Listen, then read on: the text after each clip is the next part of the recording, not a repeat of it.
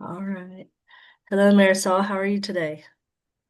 I'm good. How are you? I'm pretty good. Thank you for being on today.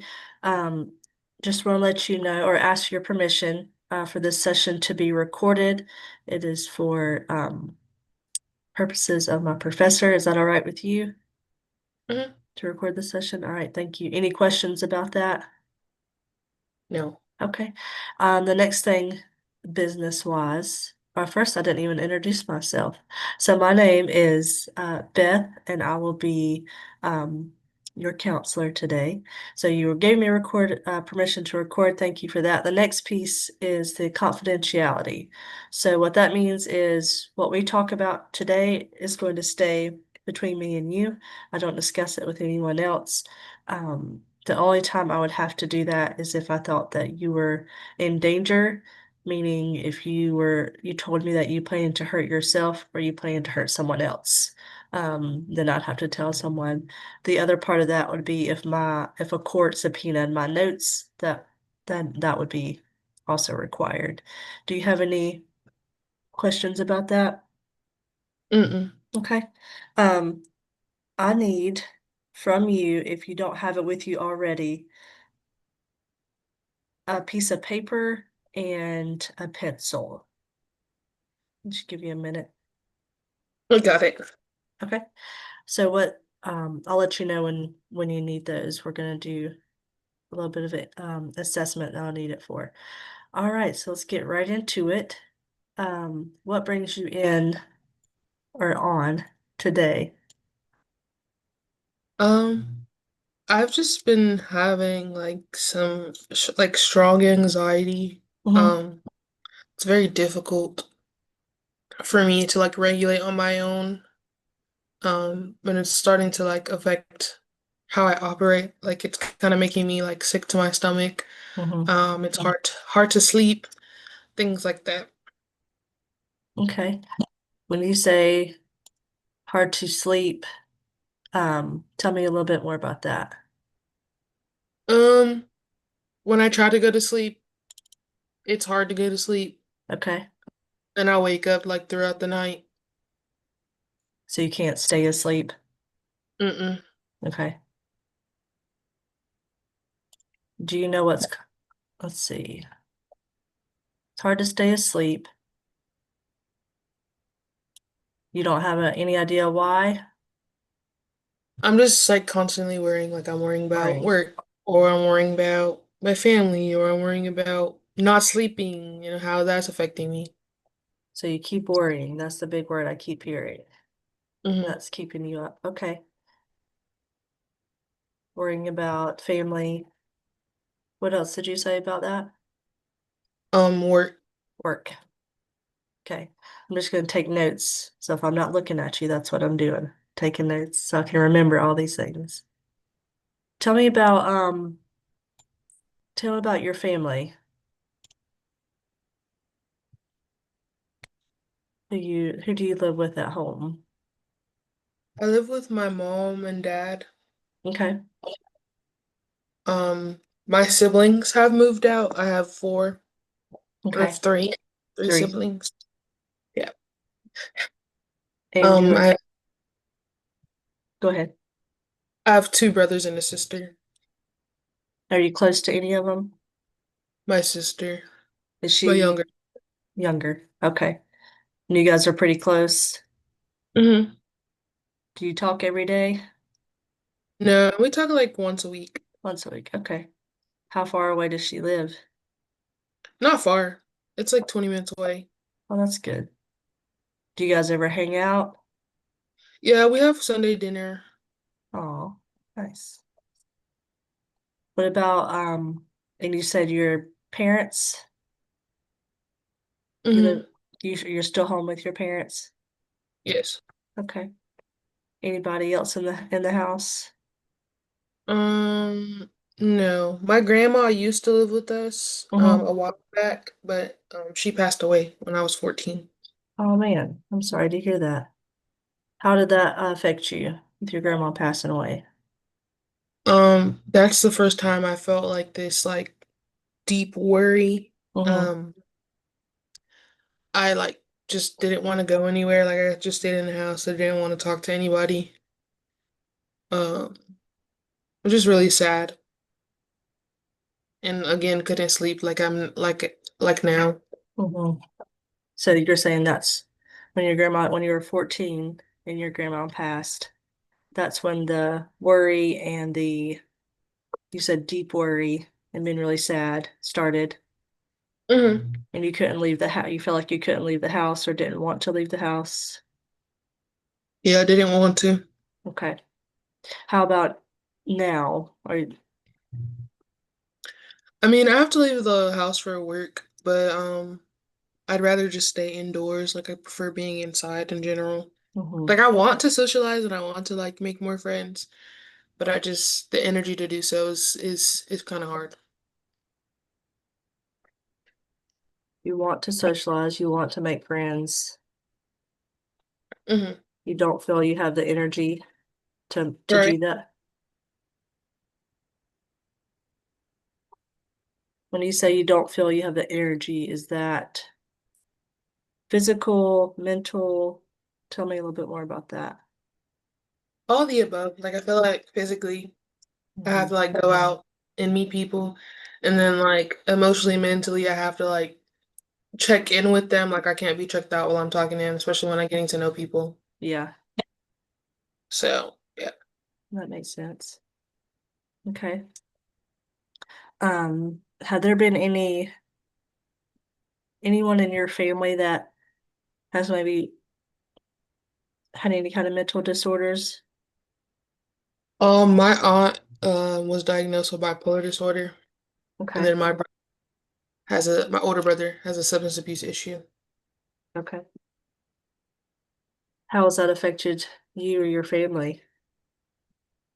Um, I don't know if it has affected my family. I just feel like they don't really talk about it. Like for my Mhm. aunt, they kind of just like, oh, that's just how she is. Like she's just quick to change moods, and they just kind of like live with it without it being a big thing. My brother, they just basically tell him he needs to get his act together and he needs to figure it out.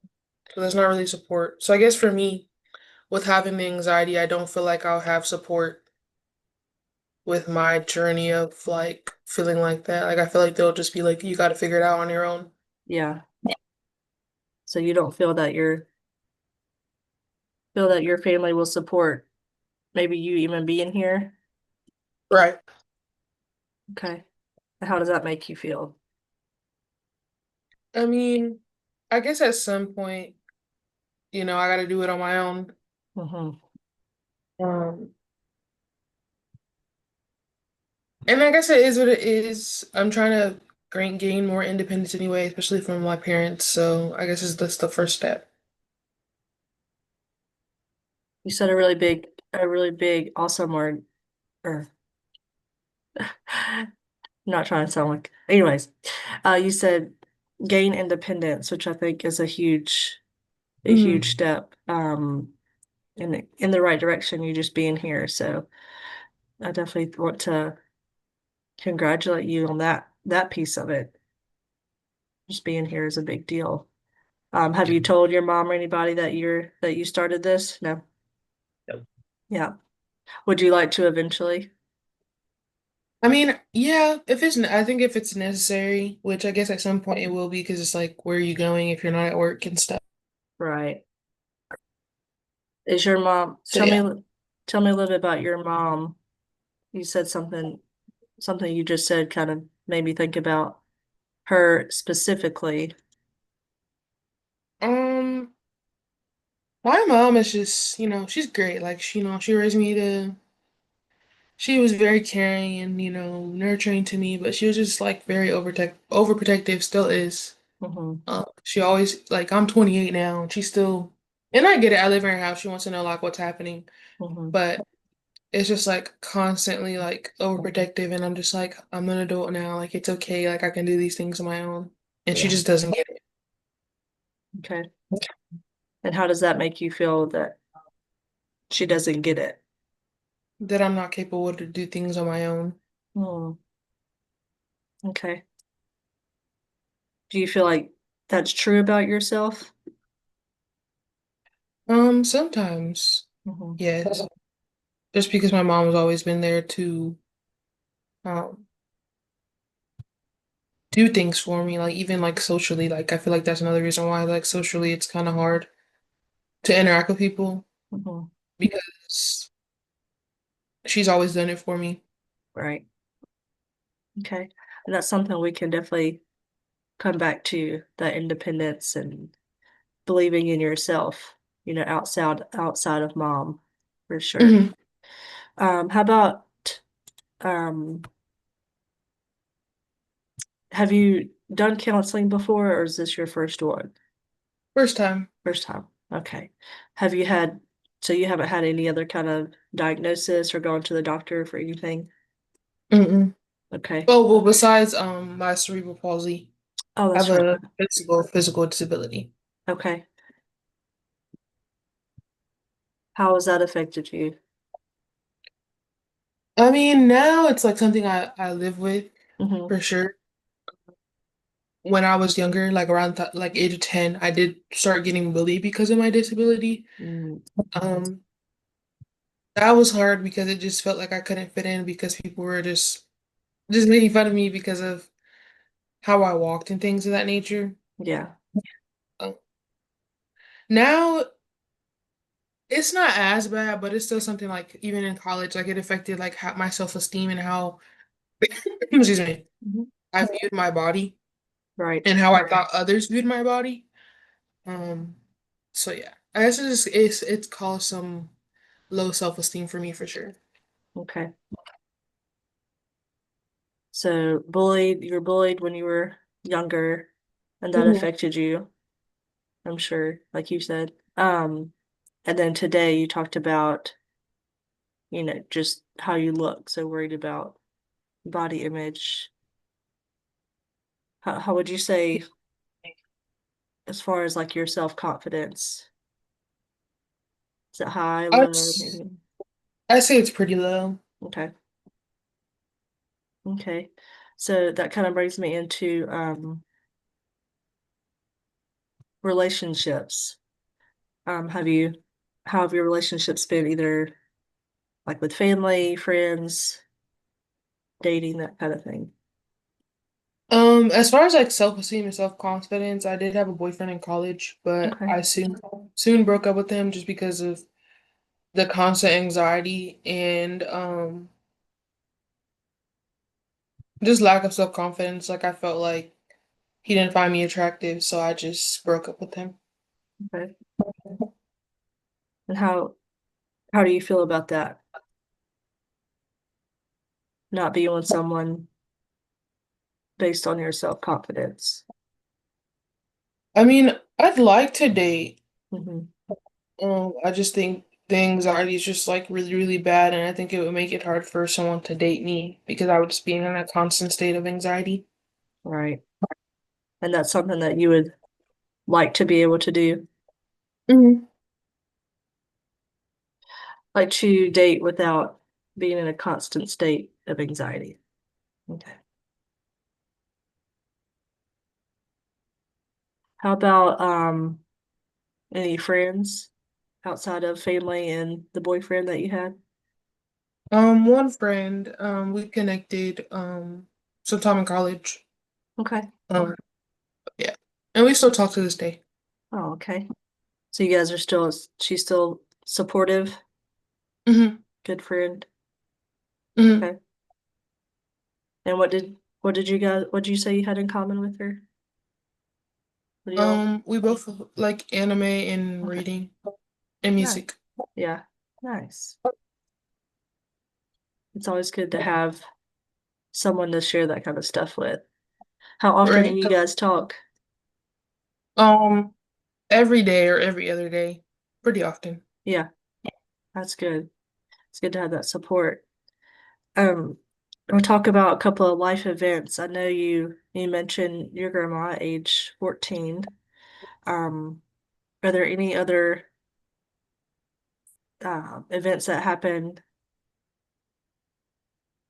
that maybe, what's the word I'm looking for? Something big like that. Maybe it happened to you, or Can you think of anything? I had my first panic attack when I was in college. Okay. Um, and I was hospitalized because of that panic attack. Um, as far as that, no, just that. So you had to go to the hospital. Mhm. Okay. Do you know what triggered? I'm sorry, excuse me. No, I was just in a constant state of worry, and I just know like my chest Mm, started hurting, and I just started like breathing heavily. I'm not really sure where it came from. okay.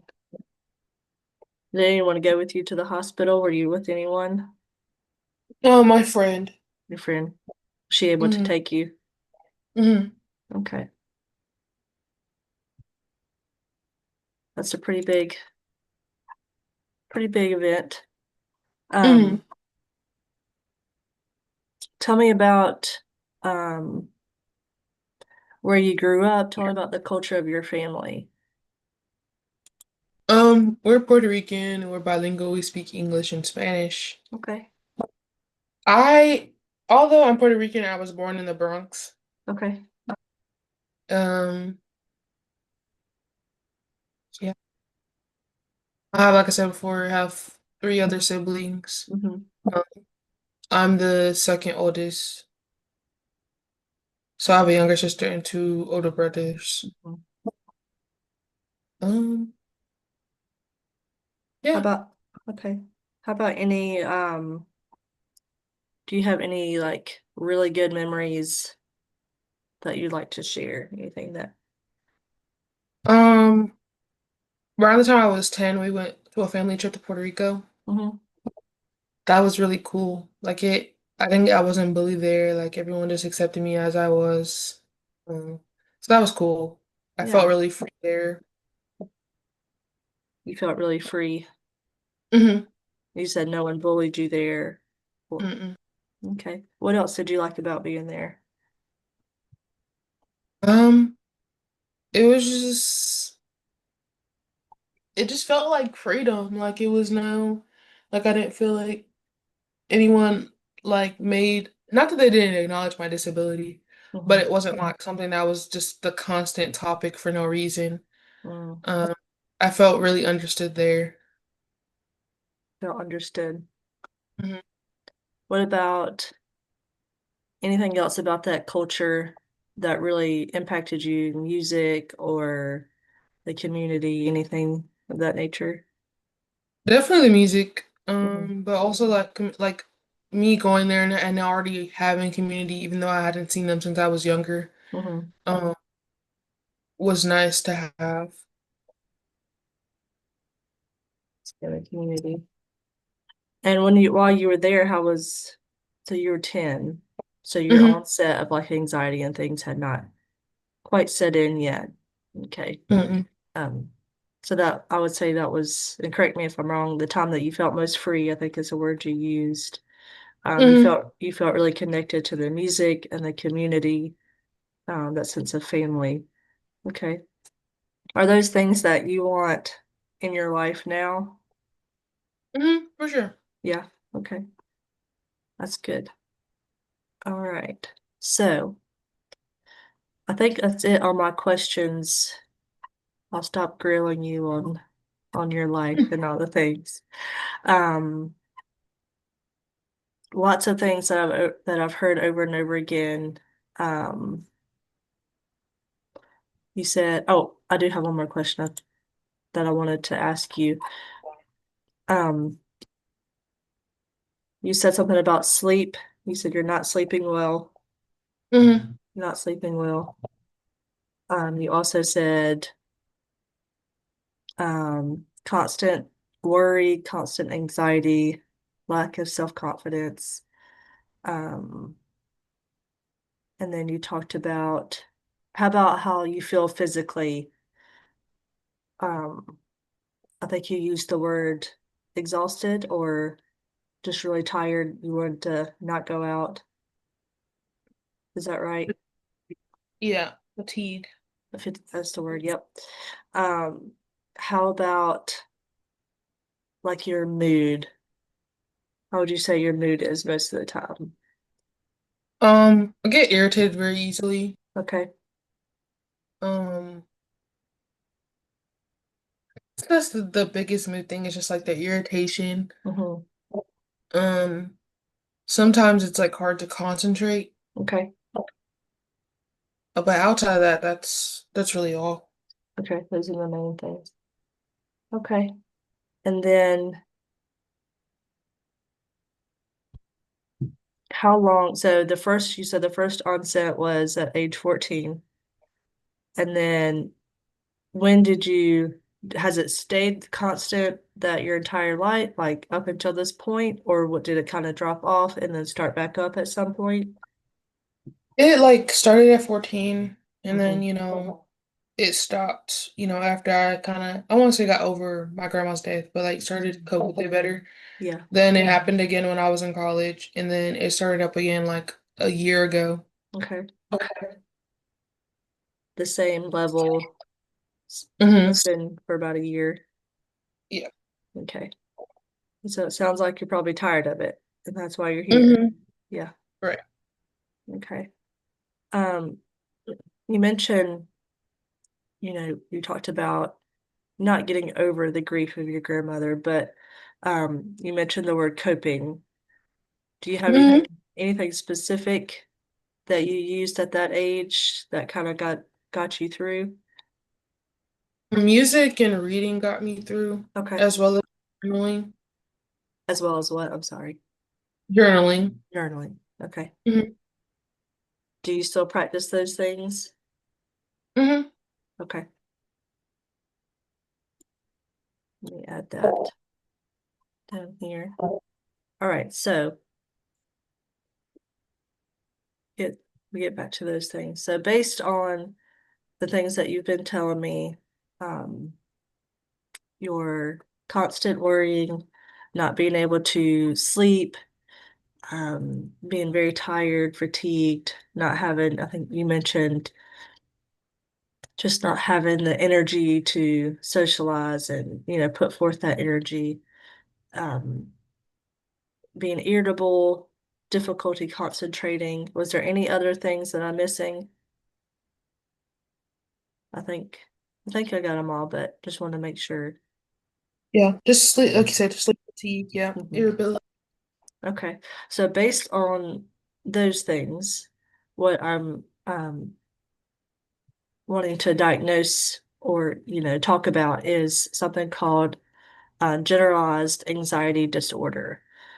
So what that is I'm just going to kind of read to you the diagnosis criteria based on that, okay?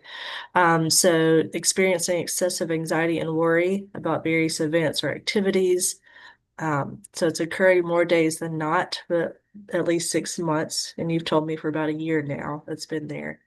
Um, so you have difficulty controlling the worry and experience significant distress or impairment in social, occupational, or other areas of functioning. Um, and some symptoms that you mentioned that are included in this are restlessness, fatigue, irritability, difficulty concentrating, and physical symptoms like trembling or lightheadedness. Have you experienced a little bit of that? The trembling or lightheadedness, any? No. No. Okay. That doesn't necessarily rule it out, but because there's so much that you've mentioned that covers under this. Okay. Um, so I want to that's what I've, kind of the diagnosis I'm thinking of. So there's this inventory, it's called a Beck um, anxiety inventory assessment. And so basically what it is a list of 21 questions, and I want you to read the questions, and what you do is you would pick the different scores. So each um, thing is like a list of symptoms of anxiety, okay?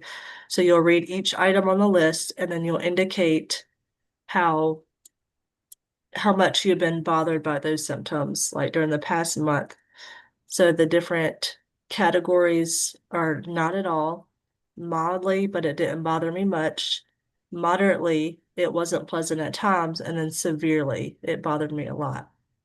And so you're going to circle the number that goes to the corresponding question. And then at the end, when you answer or circle all each question or number, I want you to add up that number and it'll give me a score. And then from that, we'll go from there. Any questions about this inventory? No. Are you gonna share it? Like, Yep. I will share my screen and if I need to, I think I may need to scroll. So if, just say, go to the next one and I'll scroll it for you, okay? So let me share my screen and bear with me.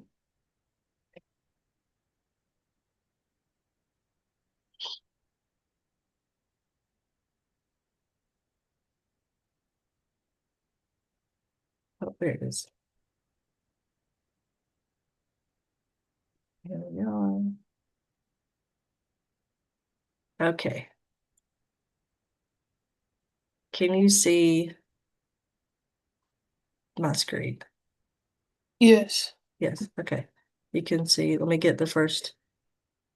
Can you see all the way down to nervous? Yes. Okay. So you just tell me when I need to. Do you have any questions before you get started? Mm-mm. No? Okay. I'll give you a minute to fill that out, okay? Okay.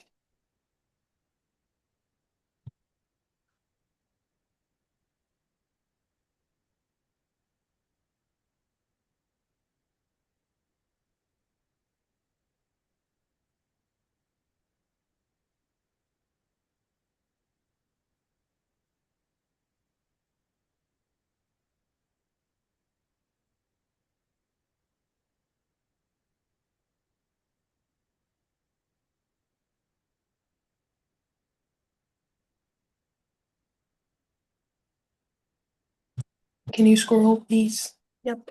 Is that good? Mm-hmm. Okay.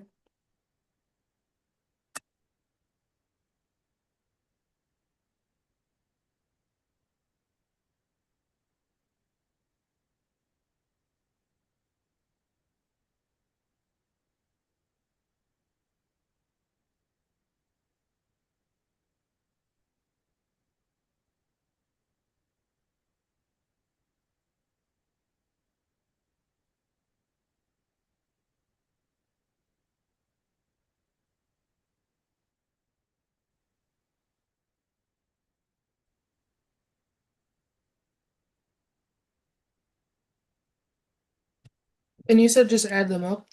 Yep.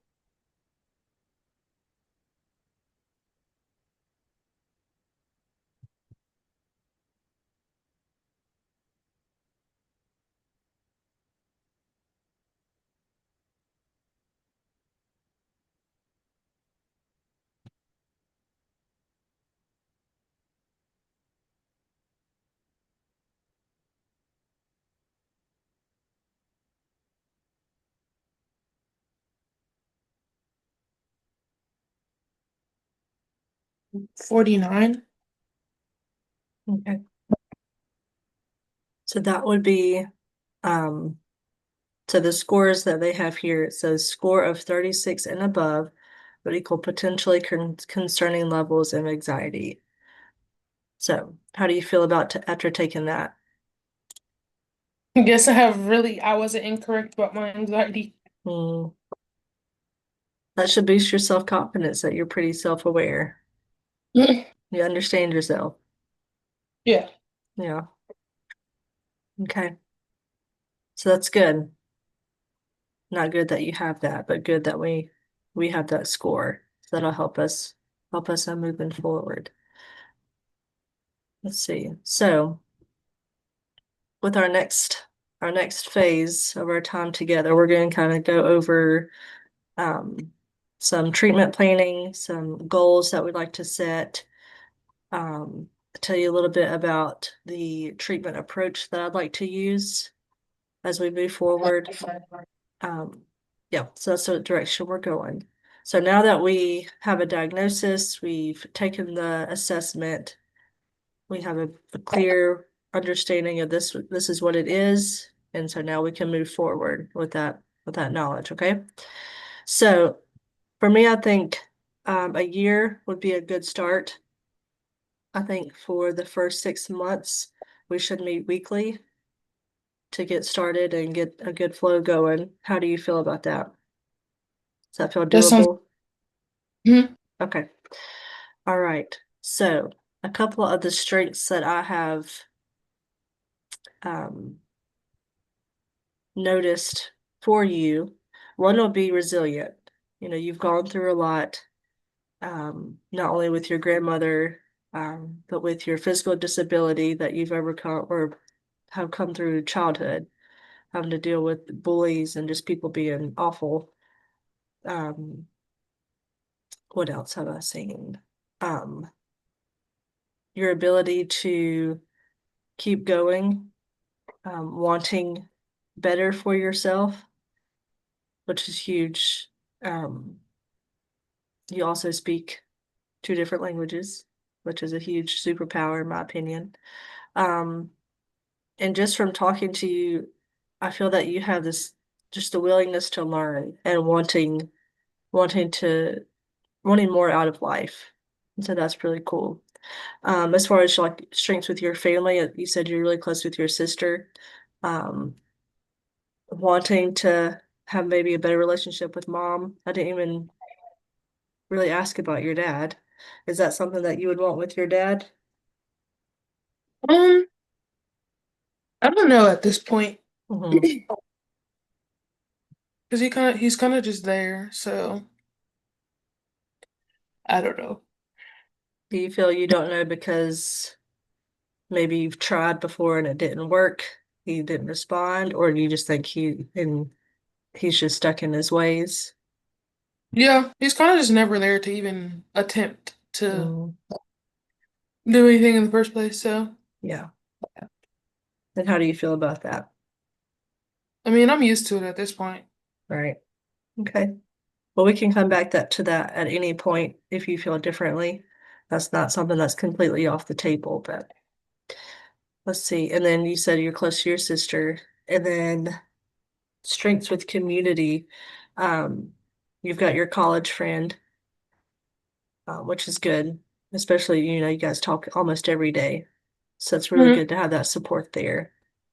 And we'll work on um, maybe getting mom on board too.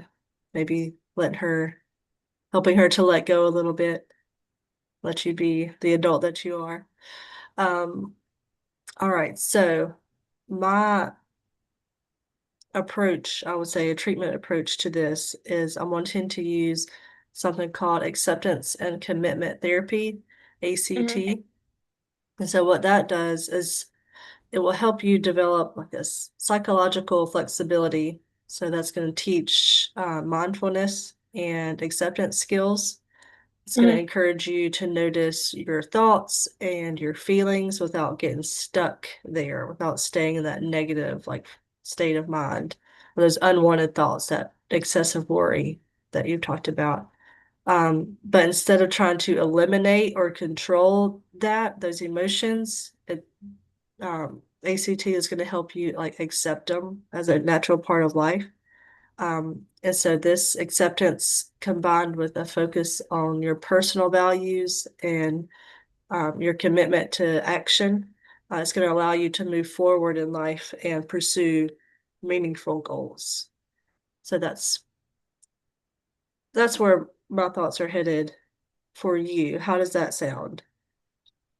That sounds good. Okay. The mindfulness piece, really, you've already been doing that. You've been doing that with journaling. I think music comes into that a lot too, and reading, honestly. So you're already well on your way. We're just going to add to what you're already doing right. Um, are there any goals that you have in mind for yourself? Just working on, decreasing my worry Mm-hmm. and then working on that self-confidence. Mm-hmm. Those are good. That's the biggest things right now. Yeah. Okay. So let's see. So I have, hmm, no, tell me again what you said. I didn't write it down. You said decreasing the worry, Um, mhm. And increasing the self-confidence. self-confidence. Those are great. Those are really good. Things I want to add to what you've said, just incorporate with it. I think so we're learning the mindfulness and acceptance skills. So just kind of being more specific on what that looks like in the real world, real setting. So when you're in the midst of sitting in that worry or maybe close to a panic attack or can't go to sleep, we're going to learn some skills for in those moments. Practice those, before you get there. Um, Mhm. and I think we should increase those skills by 20% within the next 6 months. Does that sound doable to you? Yes. Okay. All right. And another thing, you said self-confidence, increasing self-confidence, and I put gaining independence with that as well. Is that good? Mhm. Okay. With gaining independence, is there anything specific that you want to gain independence in? Good. Um, Living on my own is the Okay. biggest thing. Okay. Anything else with that one? Creating my own social interactions. Okay. You said creating your own. Okay. Would that be at work or just in general? In general. In general. Perfect. All right. And then music and reading. Anything specific with music? Mm-mm. Okay. What about with journaling? I'm thinking having more like keep doing what you're doing with your journaling, but then adding specific questions to do like a self-assessment almost. So I would give you those questions to add to what you already do, or you could replace whichever one feels better, whichever one doesn't cause more anxiety when you're doing it. That way you can, like, you are already very self-aware, so then kind of going even deeper of what's triggering it, well, what causes the worry. And that way we can start practicing the mindfulness aspects, the mindfulness skills, and the acceptance skills in those areas. How does that sound? That was good. Okay. And then you said decreasing the worrying. So within the next 6 months, what percentage would you say you would like to decrease your worry by? I'd say like 50%. 50%? Okay. Write that down. At 50%. And then what percentage would you like to increase your self-confidence by in the next 6 months? 50%. 50%. Perfect. So I've got those down. All right. Let me go back through my notes and make sure I've got everything. At this point, do you have any questions for me?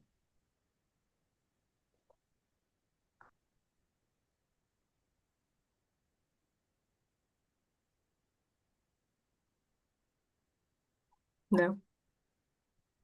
No. Okay. Sorry, I can't hear you. You talked quietly. Sorry. All right. So I'm just going to kind of summarize pretty much what we've talked about with our time together. Um, so we went over some family history, talked about your aunt and your brother and how your family has kind of treated those disorders in your family. I kind of looked the other way, not really talked about it. Um, significant events have happened in your life with your grandma passing when you were 14, just 14 years old. And that starting the worry and anxiety and the sadness. You were able to use skills such as journaling and music to get through that. And then about a year ago, you said that the symptoms started up again at a pretty intense rate, I guess you would be the right word. Okay, where you couldn't sleep, you're now irritable, um, fatigued, and just constant worrying. You can't seem to stop worrying. That's all you seem to do. Um, and then you're being born with cerebral palsy, so having that disability, and being bullied as a child, that's definitely played a part in it. And then with your relationships, um, you do have some support with you do have support with your college friend that you guys still talk pretty much every day. And you talk with your sister and you get to see her, you said for Sunday dinner Mhm. once a week. Um, so we're and then some things about, some life events.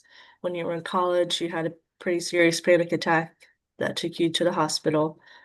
Um, and then some really good memories that you had were the trip to Puerto Rico and feeling connected to the community and the music and just all around feeling good there.